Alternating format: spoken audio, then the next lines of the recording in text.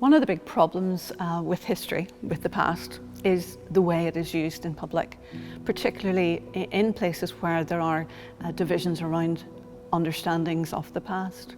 It can be represented in public in ways that prioritise or privilege certain perspectives or certain groups. So in places, for example, such as Northern Ireland, where you have very different interpretations of the past, where one person's villain is another's hero, where one person's perpetrator is another victim, it's really important to bring people together into a shared space where we can come together and actually understand other perspectives, other ways of looking at the past. Many of my colleagues here in the Centre for Public History are working with marginalised communities, communities whose voices have not been heard and whose histories aren't part of the narratives that are presented of this place. Northern Irish queer history tends to be seen through the lens of recent decades, the famous stories of the Save Ulster from Sodomy campaign, or more recent lags in marriage equality. So because our lens of queer history in Northern Ireland tends to be through those recent decades of oppression and homophobia and bigotry, we think it's important to look back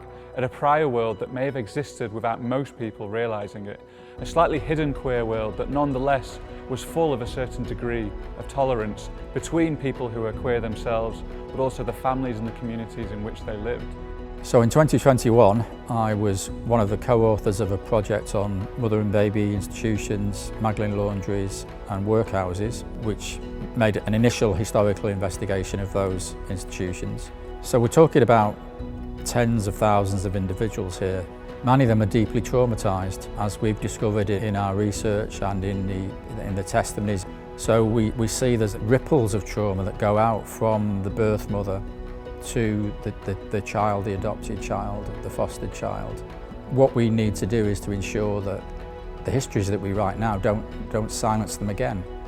So we need to ensure that their voices, their narratives are not hidden. Subsequently, an independent truth recovery independent panel has been established, and I'm one of the two co-chairs of that panel.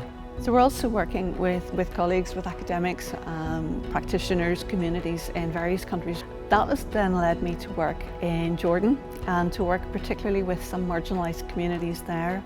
So I have been working in recent years with archaeologists in the area to try and amplify again the voices of those communities so that their histories are seen to them as being just as important as the histories of kings and queens from thousands of years ago that are represented in those archaeological sites. One of the most important aspects of doing histories of marginalised people is that you include those marginalised voices when you carry out that research. For us, that means taking part in local study days, presenting queer history to the people that may have actually experienced it themselves. It means recording oral histories with people that might have lived through some of those difficult decades.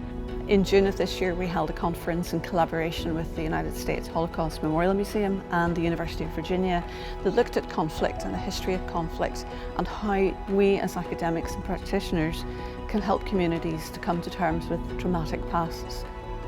So this work is really important in breaking down the binary narratives and developing a more cohesive society.